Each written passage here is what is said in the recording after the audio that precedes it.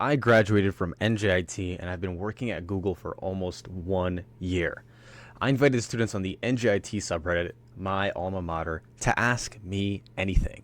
Because right now, the hiring scene in tech is rough. And lately, I've been getting a lot of messages asking how I got my position as a software engineer at Google. People are asking me questions on interview prep, resume writing, project ideas, the good stuff. So I figured I'd lend a helping hand to as many of you as possible. So ask me anything.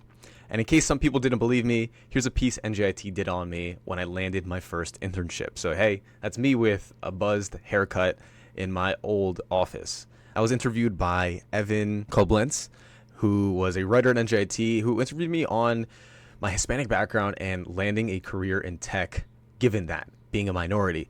I helped Shep at njit.edu, led a coding workshop back then. I got an internship at Google at the time. And there was a lot of fanfare regarding this article at the time. So this was written back in 2021, and people were really excited to talk to me about this. And lately, now that it's 2024, 3 years later, the hiring market is quite tough. More and more people are coming to me and asking hey, what can I do to get a role like yours? Right now, I'm at Google, like I've said. I've been working there for about a year. And so I invited people on Reddit to ask me anything. And in this video, I'm going to include what I did on my resume, during my interviews, during my study time, during my working hours, to really become the perfect candidate for a company like Google. You'll also notice here that I interned at Apple as well, and I did that through a little side door that I'll explain later on in the video. Now, let's get back to this. The first question was, what exactly was in your resume to be able to apply? Now, there was another Redditor here who mentioned that I interned at Apple as a SWE, and like I just mentioned here, I will explain this later, how I was able to do this, because really the highlight of this post was on Google. I entered at Apple, which is true, but I signed the Google offer before ever interviewing with Apple. What really got my resume seen was research I did with the McNair program at NJIT.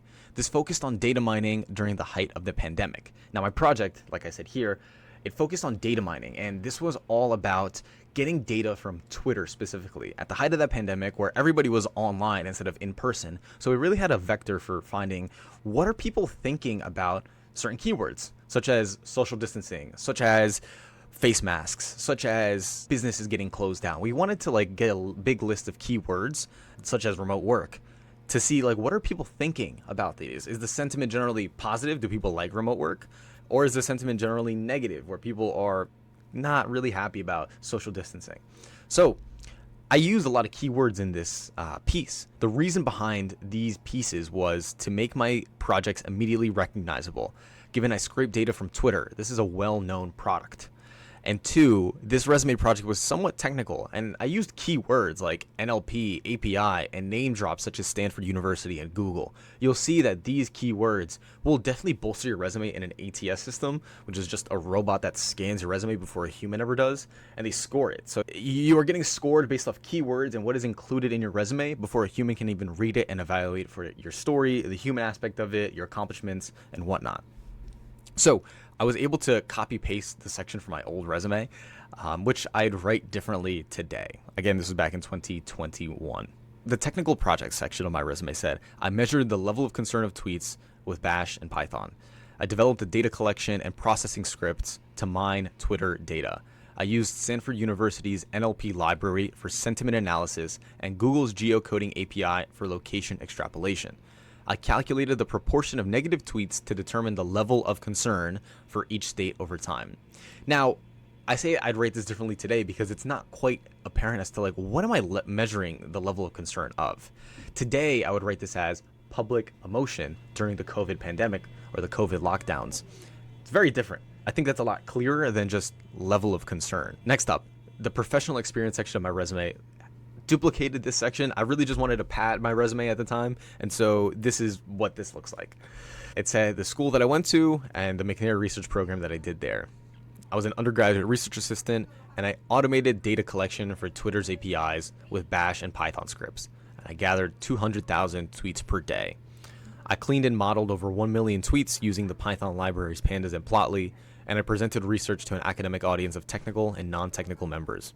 Right, so this is exactly what was on my resume 3 years ago when I first landed my internship.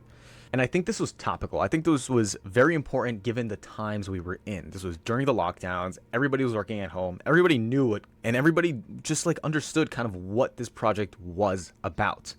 I was trying to figure out like how do people on Twitter feel? And so it was technical since I used their API and I scraped hundreds of thousands of tweets. And for a company like Google, you're operating on a scale of millions of users. They deal with like 1 billion search queries per day. So this is exactly what they would want to see.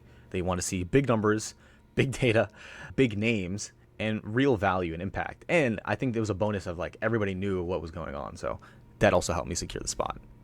The next question asked, do you have any advice on balancing work and application or studying for interviews? The last thing I feel like doing after my SWE internship is booting up VS Code for another 2 hours. And brother, I feel your pain. I think the most important thing to do here is actually to stop writing more code. Becoming an interesting person outside of coding, computers, and software is far more valuable than writing more code. I think it's contrarian advice, but here's why this works. People want to work with people they want to work with. The school system conditions you to believe that to pass this interview, I need to solve this problem with 100% correctness.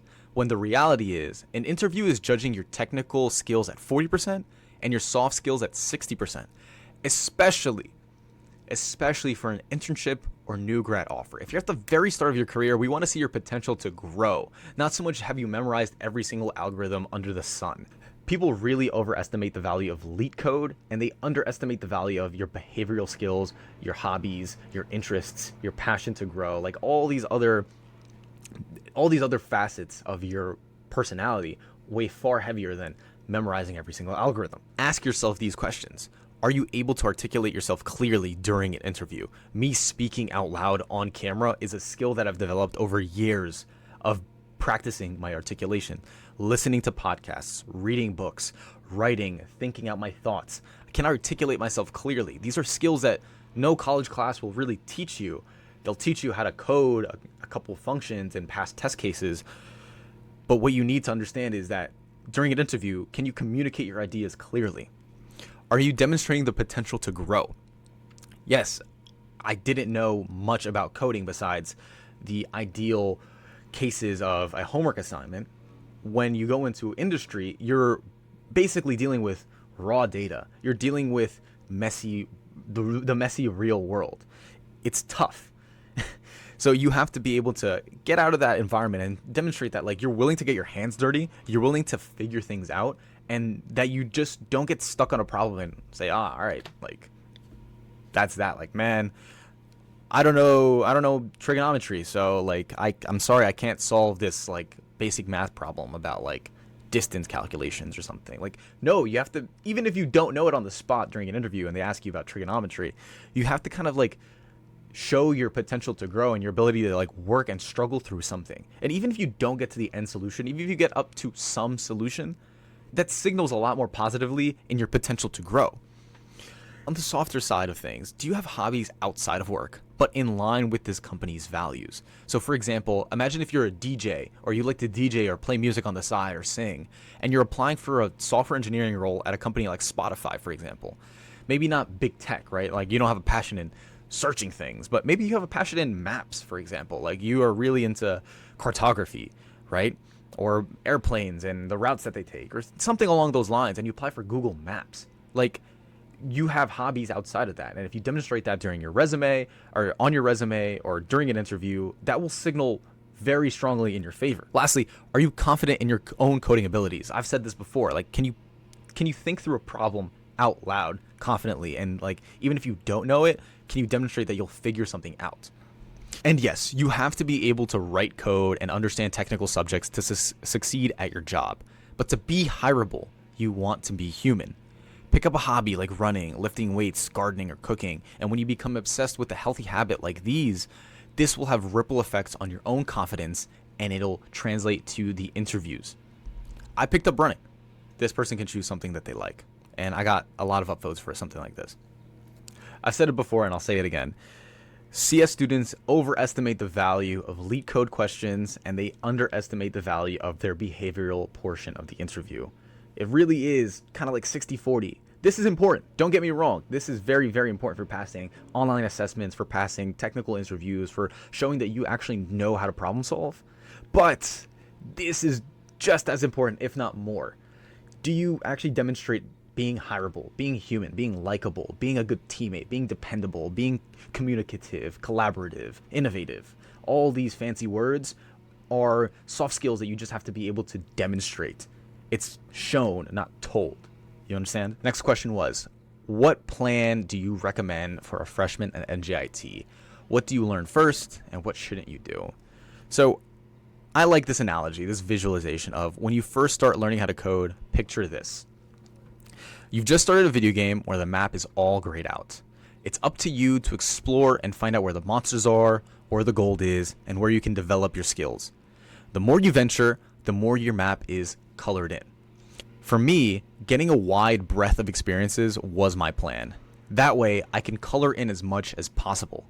I had research experience. This was one thing that I didn't know existed until I ventured out and talked to a professor who was doing research. And I was like, hey, like, do you do research? Like, what's that about? Like, I had no idea. I showed up to this guy's office one day. I said, hey, I'm looking for research underneath the Make an Error program. I'm finding professors to work with. What does that look like? I had zero idea walking to this guy's office. And he explained to me what the summer program looks like. It's 10 weeks. We hire us like a junior software developer, and we kind of have you do a little bit of work underneath one of the academic areas that we are interested in writing a paper in. And so they had grad students, they had PhD students, they had undergrad students, they had the professors kind of mentoring and guiding, and they just told you like, okay, this is what you should do. Before I walked into that office, I had zero clue what that looked like. And chances are you watching this video had that same feeling. You had no idea what this all looked like. Putting myself in those rooms just taught me so much about what lies out there. So I had a research experience working with Python specifically, and this was a golden area for me. I really liked the language and the types of apps I could build with it. It felt like a productive and profitable area for me to invest my time into learn. By the end of that, I was able to then move to Apple, and I had an internship working with JavaScript and React. And this was where the monsters lied for me. It could be different for you. You might love web development, but I did not. So I wouldn't know this until I tried working with these new languages and tool chains and teams and projects. I love Apple as a consumer. I'm going to work there for a little bit, and I have an Apple water bottle. It was fantastic. But the specific team and tool chain and project that I was working on didn't excite me. So I had to learn this the hard way. And each experience will teach you something new that you can contrast from the other ones. And so now I'm working in iOS development, and no single past skill led me here. All the previous skills were dead ends in a way. But the willingness to diversify my skill set landed me here. Put simply, be a generalist and pick up everything that you can. Treat your studies, academic and personal, like a map that you should color in. Try many, many different things. I believe that in the first phase of your career, when you're just getting started as a student, as an intern, as a new grad, you really have to say yes to many, many offers. You have to find anything that you can take. Whether that's a personal project that you spin up on your own accord, or for a class project, or for a professor's project, or for a friend's startup idea, or you get an internship through somebody, and like you just figure out a way to make something happen. If you just sit around on your hands all day, then nothing will happen. If you're rotting in bed all day, nothing will happen. You have to actually like create motion, and luck will come from that. Luck in the form of job opportunities, project opportunities, internship opportunities, offers. This is what happens when you just put yourself out there. Just try it. How much of my data does Google steal, and what are you doing about it? I do nothing about it because I don't know how much data Google steals. What was my GPA? What was my GPA when applying, and what got you in? What was your GPA when applying, and when you got it, did it end up mattering? So I told this guy my GPA was a 4.0 until my sophomore year. And I think it made me look impressive at first, which is true. I really was like known as like the 4.0 guy for a little bit. But as soon as I landed my first internship, I let my GPA drop. Research and internships way heavier. Far heavier. Did you have any luck when applying prior to landing the CE with Apple versus after? So I'll talk more about the CE with Apple now. As you saw, I worked at Apple, and I have an Apple water bottle to prove it. I worked at the Apple store in one of their sales roles. If you've ever been to an Apple store, you'll see that there's people in blue shirts who will happily sell you an iPhone, MacBook, iPad, AirPods, whatever. And I was one of those people during college. I worked at an Apple store part-time, and through that role, you have access to the rest of Apple, meaning corporate, meaning engineering, meaning art and design, meaning law. There's so many different departments within Apple as an entire company that they're not just the store. And they recognize this. They have many, many, many more part-time people working for them as students, as parents, as hobbyists, as freelancers, where they have another half of their life. Apple isn't the full picture. So they give them an opportunity to then make Apple the full picture, to then translate their photography skills that they do on the side and work for Apple. And they do this through career experiences. And these are sort of like 6-month internships where they take people from retail and then place them into corporate, whether that's engineering, design, the like. Now, what I did was I was a college student in computer science. I had the research experience so far, and I put that on my resume, and I applied for a software engineering career experience. And this was during the pandemic, and I worked remotely. I had a MacBook sent out to me, and that's when I worked on JavaScript and React web applications. It was for an internal project that I can't speak about, but it was not the experience for me that I liked. However, Apple is a very prestigious company, so I did have this experience on my resume, but before I even interviewed with Apple, I actually landed the Google internship. So the 6 months where I was working at Apple, I had already lined up the next move for me. I think it was from January to June, and then in June started the Google internship. So it was like a perfect handoff from one to the other. I stopped working in retail, and then I was off working as an intern in software engineering. And I think the takeaway there was I found an opportunity into getting a tech internship at a big tech company by working in retail. It's not the sexiest path to take. I did spend hundreds of hours working there, but I enjoy Apple. So when I worked there, I realized I could have this path from literally stacking boxes and selling iPhones to then creating software for the company to run internally. And this was fantastic for me. Like, a lot of people see me as a better candidate because of this. So years of stacking boxes led to a software engineering internship down the line. Next question. Did NJIT's reputation help anywhere along the way? And I don't think NJIT is super well known outside of New Jersey or New York, but I don't think it helped or hurt in any way. I think it's just like there's so many CS students now that many of them are good, and it doesn't really matter. There was bootcamp grads, there was CS grads, there was self-taught people. Almost doesn't really matter, I think, unless if you do have a prestigious, well-known institution, then sure, that may help you. Did you have any other target internships outside of Google? Any success? I had a few interviews with LinkedIn, Prudential, Amazon, and some other banks, and I landed some of them, but not all of them. I remember specifically my interview with LinkedIn. I was really happy about that entire process. I was reached out by a headhunter, a sourcer, and we scheduled an interview, and it was a very nice process. The only problem was that I failed the interview, so I didn't know the specific question in mind, and I kind of stuck. I got stuck.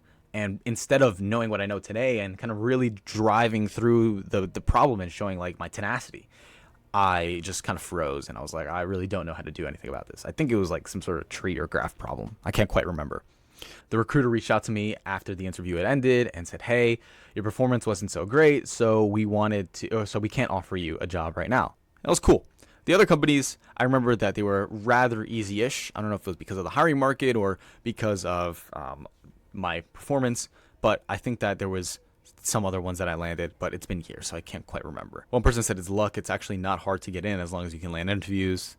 Sure, I think you do have some point. I'll actually remove the downvote because luck from actually applying yourself, and I think that this is luck from motion. I think Sahil Bloom really explains this eloquently. The 4 types of luck: blind luck, luck from motion, luck from awareness, luck from uniqueness. So luck from motion. You're creating motion and collisions through hustle and energy that you're inserting into an ecosystem. Type 2 luck is derived through expansion of your luck surface area from simple movement. The increase in collisions opens up you to more lucky events. So you start a new job and start saying yes to every opportunity that comes your way. It's exactly what I've been preaching this entire video. You're working hard, running around, meeting new people, and connecting new connections wherever possible. You connect to the people you meet through taking on these opportunities, and they start a business together, and you make a small advisor because you connected them. It becomes a big business, and you make $1 million. Your hustle and motion created this lucky event. Trying to do many different things and saying yes to many opportunities, especially at the start of your career, is so important. So yes, You are right. Next question asked, how'd you in particular get good at Leetcode? Does it just come down to no lifing my nights after my SWE internship, which is pretty draining? And are there tricks that you use to expedite your learning? Great question. So I have said this already. This is probably the third time me saying this. CS students overestimate the value of Leetcode and underestimate the importance of soft skills. I explained my stance in the other comment that I answered earlier, but let me offer a Leetcode advice for a minute. Now, before I dive into any of this, I just want to say, Leetcode advice, some people will advocate on solving as many problems as possible, and they'll take like the standardized test approach to Leetcode. I actually had a cousin of mine who was studying for a medical exam, and this man was studying, I kid you not, 80 questions a day of hard medical exam questions for 60 days straight. 80 times 60, you do the math there, and it was hard work. But he ended up passing because it is a standardized test. Volume definitely helps with your experience, with your recognizability and your pattern matching to see like, okay, this is a tree problem, or this is a graph problem, or this is a breadth first search problem. And yes, you can see these things and you need to know these things. But we are conditioned to believe that we need 100% accuracy. We need to pass 100%. We need that A+. But again, I think that you can get by with a B+ if you just show that you're human and you have other interests and you're an interesting person to work with and you'd be a great colleague at work. I'd be happy to grab a lunch with you and drink coffee or head to the game room and play pool or something, or after work go for a run. Because these companies have clubs like that and they have interest, and these interviewers are a part of those clubs and they're drinking wine on the terrace at 6 p.m. on Friday nights after work. Like there's these interests that people have to demonstrate, and people don't realize this. I digress. Going back to the Leetcode, if you want to ignore what I just said and you want to take advice, here's what I have for you. You want to develop a study habit. Now, you have to tell yourself, I am going to study a Leetcode problem every morning after my calculus lecture, and I'll do one Leetcode problem. You want to spend 45 minutes per day on this one question. You can spend 30 of those minutes tackling a problem from this list, the Leetcode 150. I'm sure if you're watching my channel, you already know who Leetcode is, but he's got this great roadmap of like, what should you be studying for passing technical interviews. He's got a great YouTube channel with tons of resources and whatnot. But the Leetcode 150 will show you a list of problems by topic. So array problems, stack problems, tree problems, tries problems, or graphs. Like these are all different things that you can practice in a great condensed list. And you can just go down one by one. But I do not recommend that you do all 9 array problems before moving on to the next 2-pointer problems, before moving on to the sliding window problems, before moving on to the stack problems, No, what you should do is you should probably jump around a little bit. I would say if you already know arrays and you've been using arrays like the back of arrays like the back of your hand, just try 1 2-pointers problem, maybe like a medium one. Try a sliding window problem, maybe like another medium one, and then move on. Stack, binary search, linked lists, trees, heaps, priority queues. Just try like one and go down the list, because you really need breadth here. Going back to luck from motion, you need to try many different things. Move quickly down the list. Don't waste time on beginner stuff if you already know it. Your goal here is to think hard. It's going to suck, but that's part of it. So many people just give up because it was hard once and they failed once. And I mean, it took me a couple different stints of going through Leetcode problems before I finally stuck. But it's going to suck, and that's part of it. Today, I realized that that's part of it. Again, you have to think about the solution. Talk out loud. Spend time working your brain muscle and working your solution out loud. This builds confidence in your own problem-solving abilities. When you're able to articulate yourself, then you get the confidence. Spend 10 minutes watching his video solution if you get stuck, and then spend 5 minutes going over what you learned. Write it down and publish it somewhere. And I think that this last step is crucial. I would tell a friend of what I would do. I would write this down into a journal. If you just try to internalize it instead of like saying it out, then it doesn't quite make the same feedback loop. This last step is crucial because you're effectively teaching someone else the solution. And teaching is the best way to learn. You can do this directly on the Leetcode forum, a Discord community, your friend, your YouTube channel, or your blog. Anywhere, just get it out there, and that will just solidify it. What I think is published is polished. Another question asked, how'd you get your first interview? How important was networking and getting you to Google? A little bit of luck got me there. I signed up for the Google newsletter through Dina Anello, who forwarded each issue to all YWCC students. She was an advisor or someone within the organization, an administrator, who talked to all the students in the commuting college. One recruiter had my name from this list and cold emailed me, and I assume hundreds of other students too. I wasn't the only one that she probably emailed. There was an invite to learn about the Google internship over Google Meet, and I made the call. There was 5 other students on this call and one recruiter explaining the internship process from head to toe. They talked about your resume, what to structure there, what to have on your packet, how do you apply, what's the steps like, what does the online assessment look like, what does the interview look like, what does the internship look like, your 12 weeks there, ramping up, working on a project, ramping down, getting a full-time offer or not, or continuing an internship. Like, they explained everything to me. And during this call, I made sure to be vocal. I asked questions. I was like, all right, so if I graduate this year, what would that look like? Or, oh, like I have this experience. Like, how could that help me? Like, what? Oh, or like I am looking to work on such product. Is there any opportunity to pick? And this brought attention to my name. I wasn't annoying per se, but I was vocal. And I made myself recognizable and memorable by being interested in the internship. There's a great quote out there. It's to be interesting, you have to be interested. Since I was one of 5 applicants, this got me through to the OA pretty fast. And that was the next step in the hiring process. You just have to be vocal. You have to find these sort of third doors and kinds of openings. There's this great book, I believe the author is Alex Bonian. I hope I'm saying that right. Where life, success, it's much like a nightclub. There's the first door where everyone is lining up. 99% of people are waiting outside. And that's where they think they should go in through. The second door is kind of like for the VIPs. It's for like the people who are well known. They have like a special entrance and like, you know, they're already famous. Like they already put in the work, right? So they can get in through a VIP entrance. But then there's the third door. The third door is where the scrappy people get in. They'll get in through the kitchen window. It's like slightly open and they'll bust in through the staff and then they'll sneak around and then they'll find their way to the dance floor and then they'll talk to the people who are really interested at the club. And it's this third door that people don't realize that they can apply in many other areas of their life, not just going to a nightclub to dance and drink. Instead, you can find these third door opportunities by being loud, by being vocal inside of a small call with a recruiter and a couple of students all looking to get internships. We're all there with the same goal. Get to Google. It's just a question of who really wanted it more.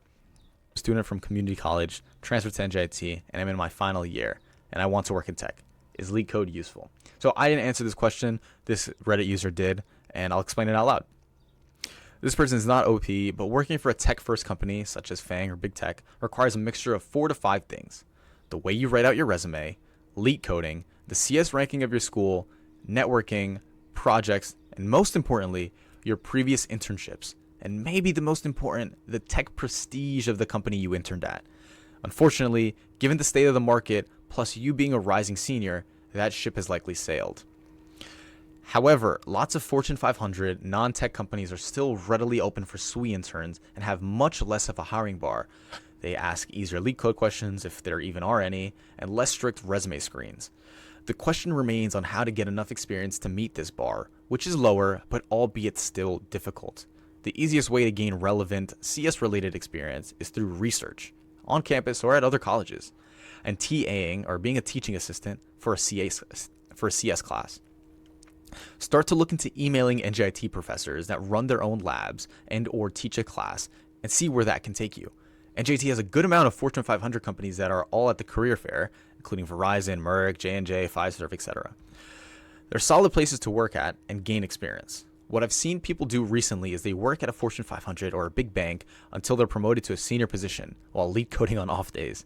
And then FANG big tech recruiters reach out for them to apply for senior roles, as the market is only terrible for interns and new grads specifically. There's a shortage / more need for senior engineers at the moment. Leetcode is very useful in the long run, but it's definitely not the end all. Unless you're set on working at the best tech companies, then it's a requirement essentially. It all depends on your goals / where you want to work when it's all said and done. That was actually one more thing that this person said. This exactly. Great comment. One thing I'll add is doing research work at school looks good. I got many inquiries about the ML research I did at NJIT in the summer. All you have to do is reach out to professors, and most have spots open for you. Probably won't be paid, but it will be valuable experience. I would try your best to get paid. In any degree in tech, you should be doing something to get paid.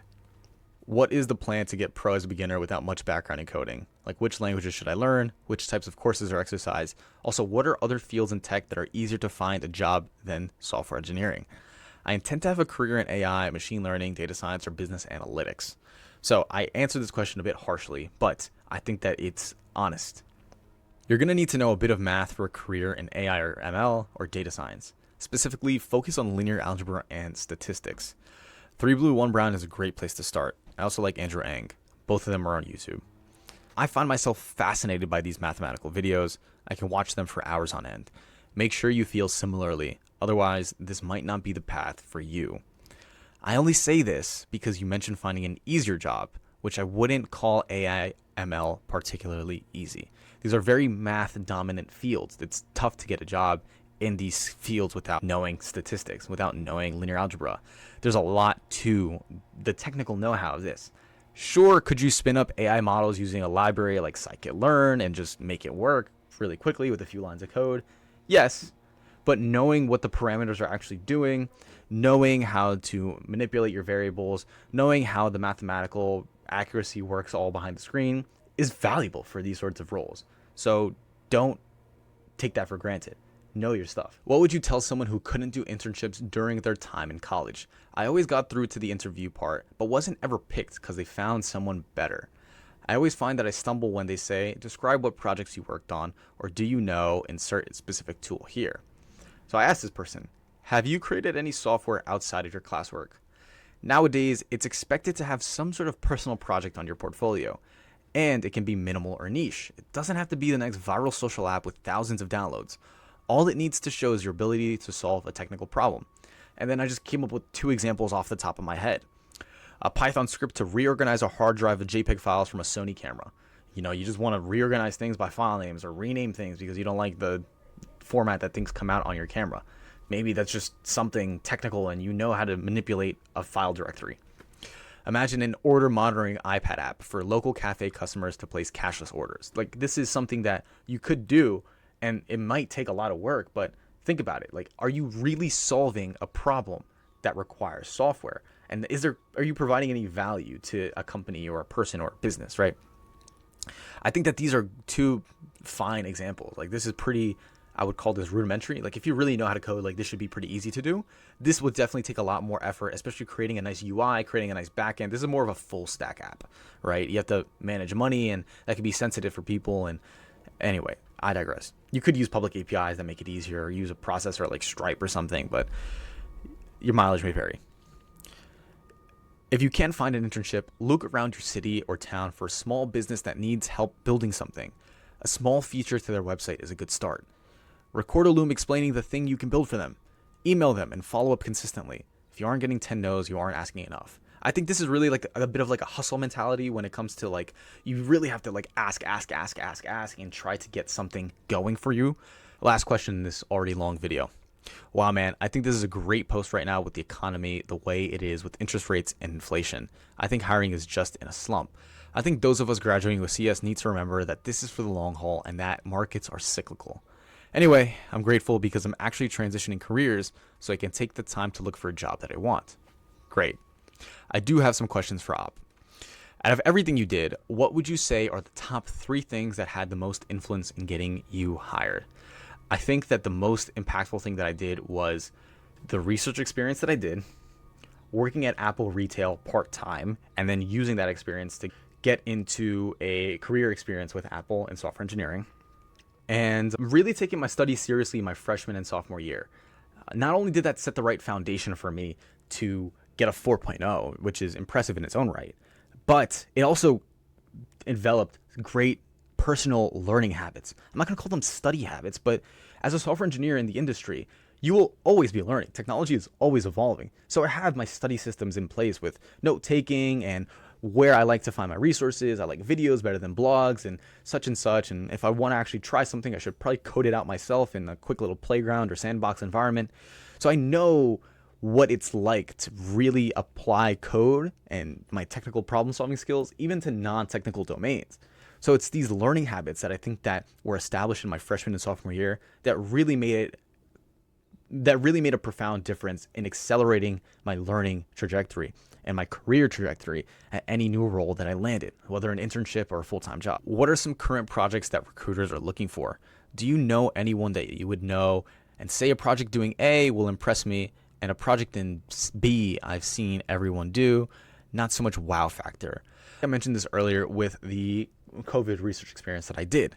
Since it was so topical at the time, everybody knew what the lockdowns were, then this was going to make a difference. This was going to be readily recognizable. I think today the hype is around AI and generative models and large language models. And if you can create something with that, I think that would show a bit of promise, especially since a lot of these companies are doubling down on AI. And I think the last of the pack has been Apple and their take on Apple intelligence. Whole different video. But figuring out what this could potentially look like for you means finding a problem that you're dealing with daily and thinking, man, I wish AI could solve this. And then make AI solve it. It's as simple as that. And it can be a small problem. It could be a time saver that saves you minutes or hours per week. And using AI to help you there would be a fantastic example. And you could probably leverage in OpenAI's API for ChatGPT. That's probably the canonical example. If you go onto the Apple App Store, you will probably find a million apps all saying something about AI. I see ChatGPT, I see Character AI, I see Talkie AI, Planet J, AI Roleplay, AI Chatbot, AI Anime Fandom, Ask AI, AI Chat. You get the point. You don't have to create an iOS app per se, but maybe just like a small portfolio project or an AI thing that generates your GitHub README for college students looking to get an internship. Free idea right there. Third question. This one kind of connects with number 2 because I want to ask you what niches are hot right now. Again, I think AI is pretty hot right now. What specific skills that may be difficult for programmers to learn are recruiters looking for? I think most skills within programming are hard. I think most languages and tool chains are hard. It's just that some domains are easier to pick up than others for many different reasons. It's just a particular interest of yours that you like iOS or you like Apple and then you go down that route, or that you like web and you go down that route. It's just a matter of finding something that you like, and that comes through experimentation and experience with trying many different things. So go down that route until you find something that you like and then you get naturally good at. And then once you get the experience, that's what really recruiters are looking for. Somebody with 1 or 2 years of experience or just a project or something that made an impact, and that's really what you're looking for. Last, best advice for prepping on the technical interview part. Pretend like you are talking to a coworker and that you have already landed the job that you are working in. And I think that this advice of like fake it till you make it is the best thing that you can do in this sort of situation. I'm not saying lie on your resume or anything like that in terms of faking it. But what I'm saying is really walk in with the sort of like confidence that you've already got this job in the bag, that you can do the work, that you know what this is like, that you're about to get lunch with this person after. If that isn't natural to you yet, do a mock interview with a actual friend of yours. Hey, look, I'm trying to get a job. Let's spend 45 minutes. I interview you and you spend 45 minutes, you interviewing me. So it's a fair trade of each other's time and value, and you both get a good experience out of it. And if you don't know what a mock interview is like, then screw it. Just try one. I have one on my channel if you want to watch and get an example from. So go ahead and do that. Spend the time and just make it work. Lastly, I'm grateful to say that I do have a small network and I'm growing it. I think quality over quantity is great here, but you don't have to really focus on growing it, but it's like you have to know who you know, right? I'm happy you're posting this because you're reaching out to others and helping as well as encouraging. I think it's a time right now where a lot of CS grads are looking at the market with doom and gloom. Like I said, I'm grateful to already have a job, but I love tech and I want to start a career as soon as possible, and I feel the pain a lot of people graduating in this hiring slump feel. Thanks, man. Well, that's all the questions that we have from this Reddit post. I hope I answered everything, but if you have anything else that you'd like to ask, make sure to throw a comment down below. And if you're interested in learning even more and diving even deeper into the technical hiring process for a software engineering job, especially when you're starting your career and you don't really know what that's like and you have no experience, check out my ebook. It's out for pre-order right now. Start your career in tech, and make sure to like, subscribe, and I'll see you in the next video. Peace.